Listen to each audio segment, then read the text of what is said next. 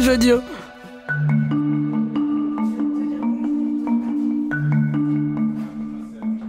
Chaque jour, après les cours, la maison MSF s'anime.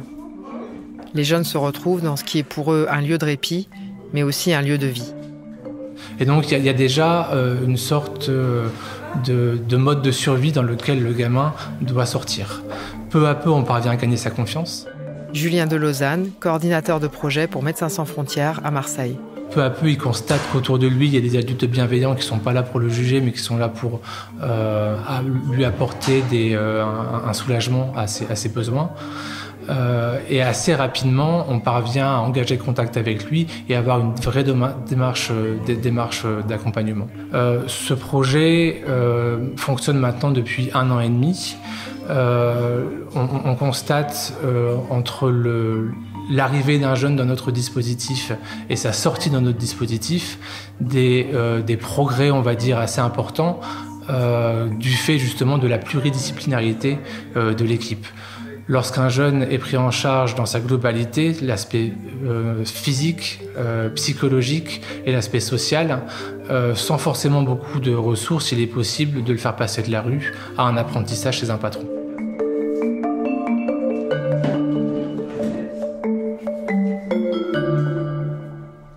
Il y a des choses comme ça qui reviennent, qui sont des expériences qui fait que quand on connaît un peu ce public, on peut être en alerte sur certains grands points.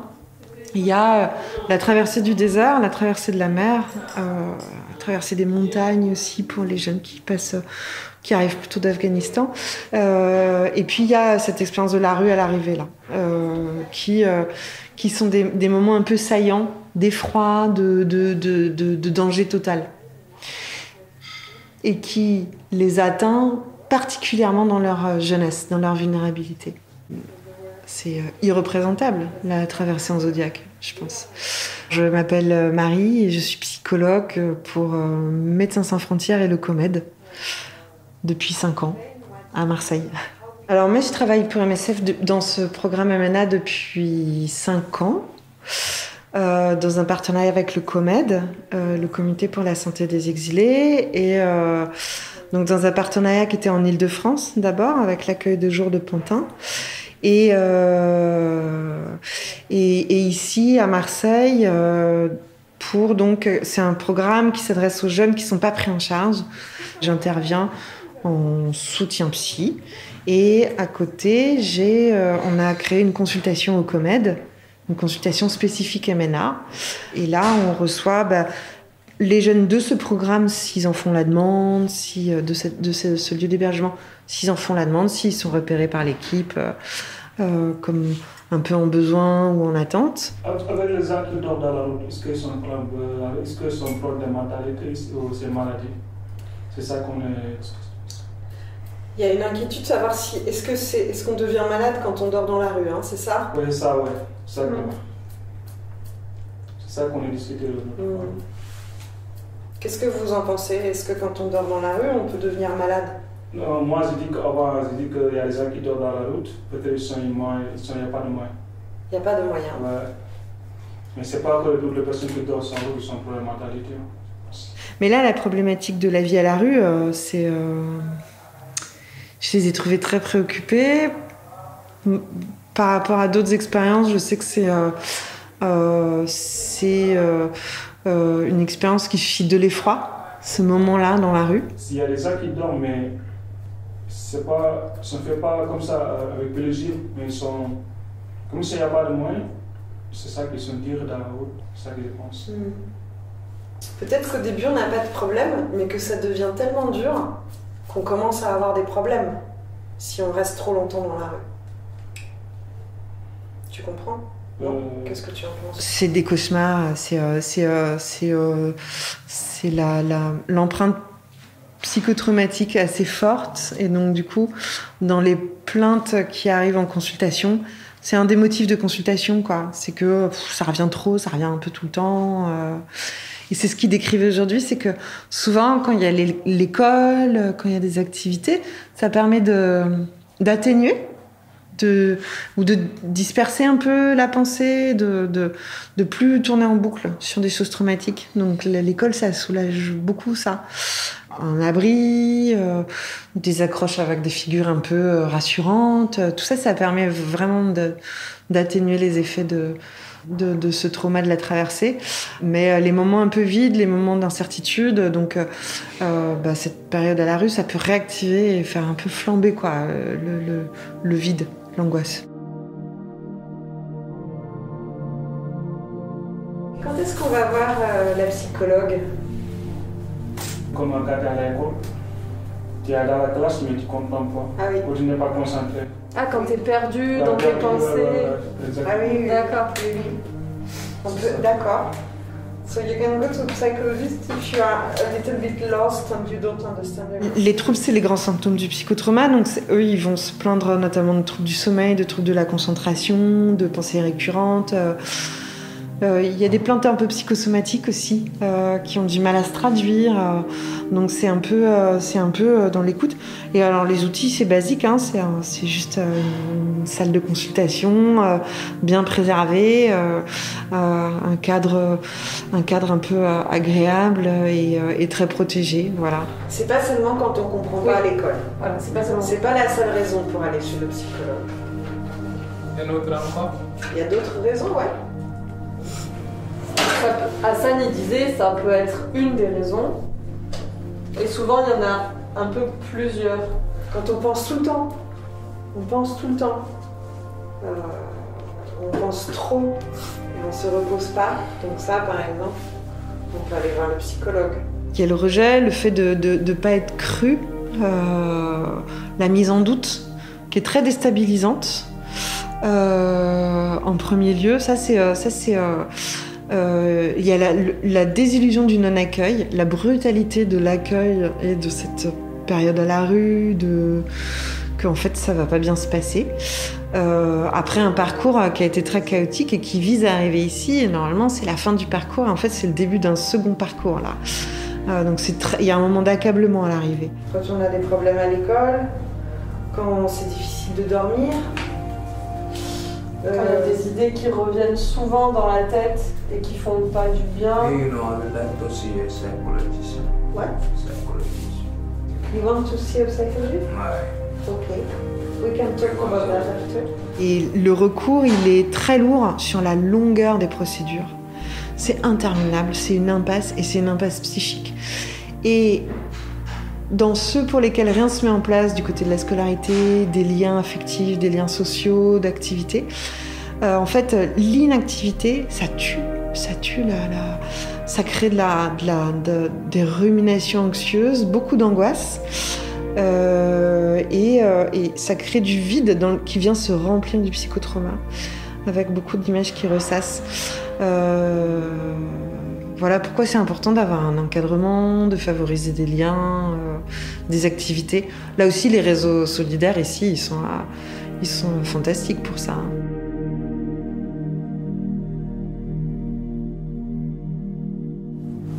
De temps en temps, je vais jusqu'à la maison, je dis que mais aujourd'hui on ne prend pas à l'école. Parfois ça arrive quand on a beaucoup de problèmes à côté.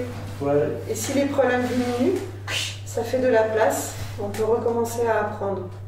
Exactement, je pense. Comment on fait diminuer les problèmes alors? Parfois il y a des problèmes, si on en parle à quelqu'un, ils peuvent diminuer un peu. Quand on a des problèmes sur les passeports, les documents, on peut demander aux éducateurs, parler avec eux, pour pas rester tout seul. Un jeune qui m'a contacté il n'y a pas longtemps, il a eu des papiers, il a signé un CDI, et puis il a le projet de faire un film de son histoire. Ça va? Des questions? Moi, c'est question pour dormir. Je vais partir dormir. Tu vas partir dormir alors. Et si tu dors bien, on est très contents. Parce que j'ai parti maintenant, je regarde un peu TikTok. Je dors. Ok, Bouba, merci alors. Ça va? Je vais partir après faire sport. Avec poser mon vidéo TikTok. Ça fait beaucoup de bonheur là-bas. Oui, c'est mon bonheur, ça. C'est notre vedette. Je m'appelle Bouba. Je viens de la Gambie comme ça.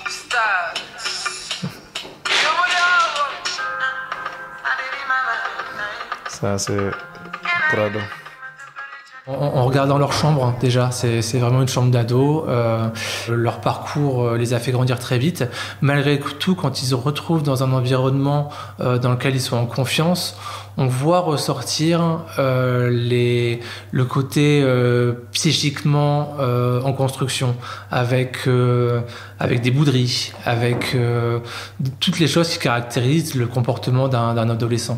Avec aussi des moments de joie qui sont un peu surprenants, avec des voilà. Donc on a des jeunes qui une fois qu'ils sont un petit peu en confiance, on a l'impression qu'ils s'autorisent de nouveau à être des adolescents. Mais ça prend du temps, et ça prend de la confiance, et ça prend de la bienveillance. Déjà, quand ils rentrent, ces jeunes, ils ont généralement 3 souhaits. Le premier, c'est de jouer au foot. Le deuxième, c'est d'aller à l'école. Et le troisième, ça va impliquer son bien-être au quotidien, c'est-à-dire des chaussettes propres, ou à manger, ou ce genre de choses. Donc voilà, c'est vraiment l'école, le foot, le loisir, et la propreté, l'hygiène, et les besoins fondamentaux. Beaucoup, j'écoute la musique 50 Cent, Tupac. Beaucoup avec la musique du français. Ça, c'est la musique de Gambian. On commence à ouvrir la maison aux bénévoles maintenant que la période sanitaire le permet. Et on a donc des bénévoles qui vont nous aider à faire du soutien scolaire, beaucoup. Des bénévoles qui vont accompagner des jeunes pour des rendez-vous médicaux, les accompagner au théâtre, faire du sport avec eux, faire des matchs de foot. Chaque mercredi après-midi, Alimou retrouve Pascal, bénévole à la maison MSF. Pendant ce moment privilégié en cuisine, il en profite pour perfectionner son français. Ça pour le thé. Le thé comment? Le thé. Voilà. Oui. Voilà.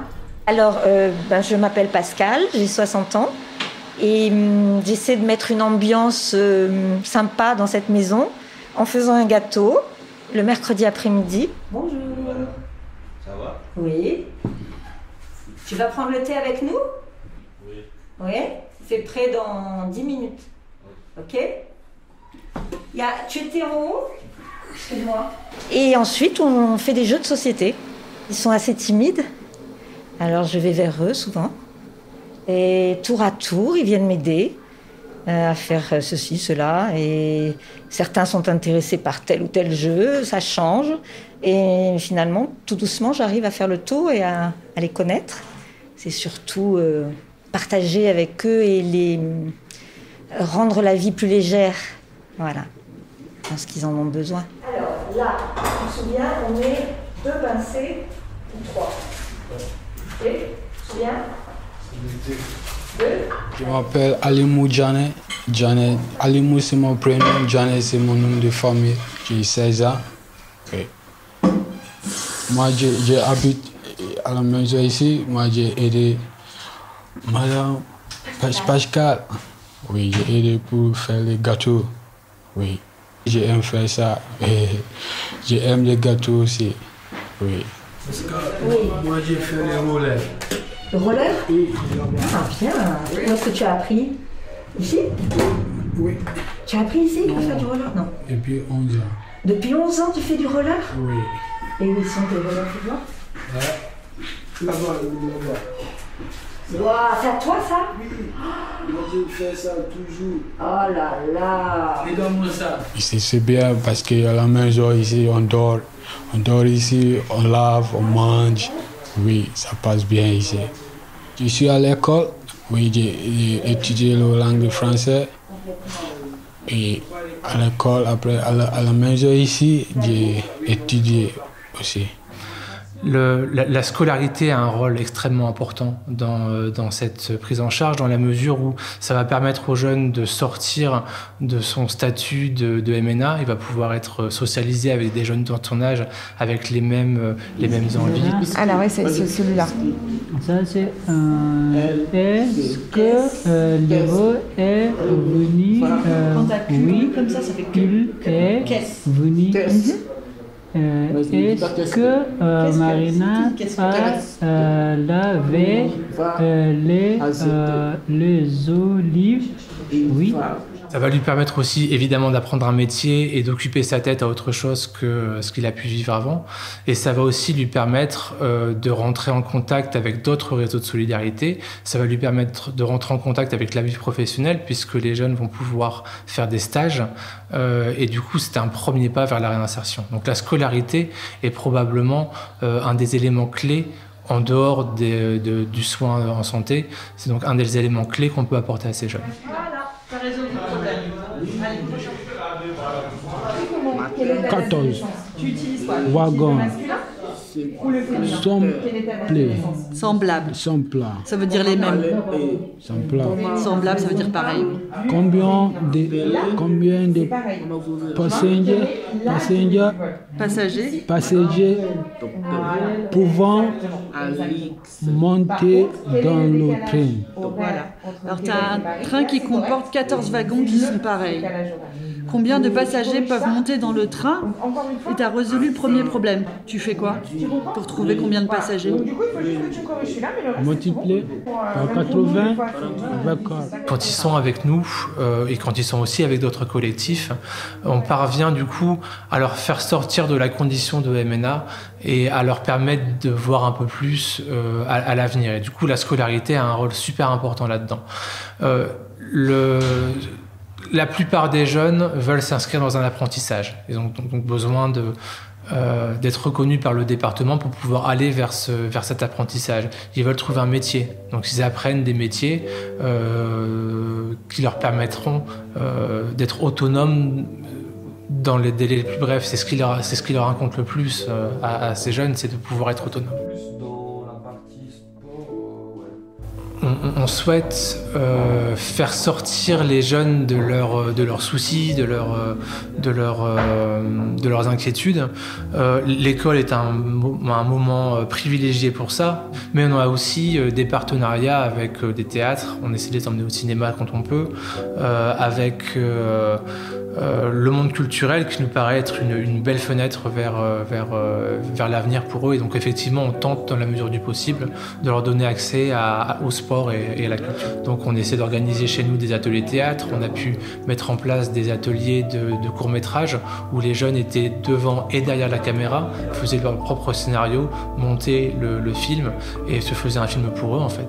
Et du coup, c'est là que rentrent en compte les bénévoles qui peuvent nous aider à apporter à ces jeunes ce type d'ouverture qui nous paraît essentiel mais qu'on n'a pas forcément nous le temps de mettre en œuvre.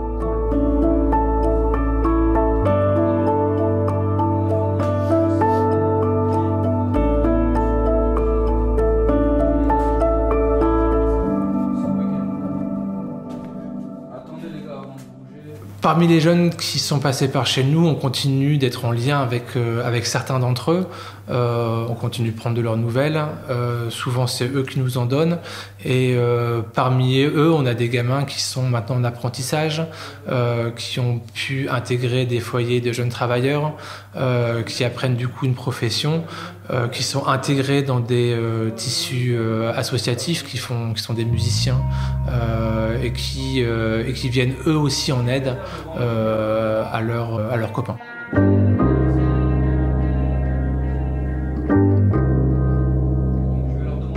Merci à Anne-Sophie Lebon pour ce reportage réalisé par Quentin Bresson pour Programme B dans le cadre d'un partenariat entre Binge Audio et Médecins Sans Frontières. C'est Lorraine Bess qui, comme toujours, en assure la préparation. Abonnez-vous sur votre appli de podcast préféré pour ne manquer aucun épisode de Programme B. Cherchez-nous sur Internet si vous voulez nous parler. Et à très vite pour un nouvel épisode.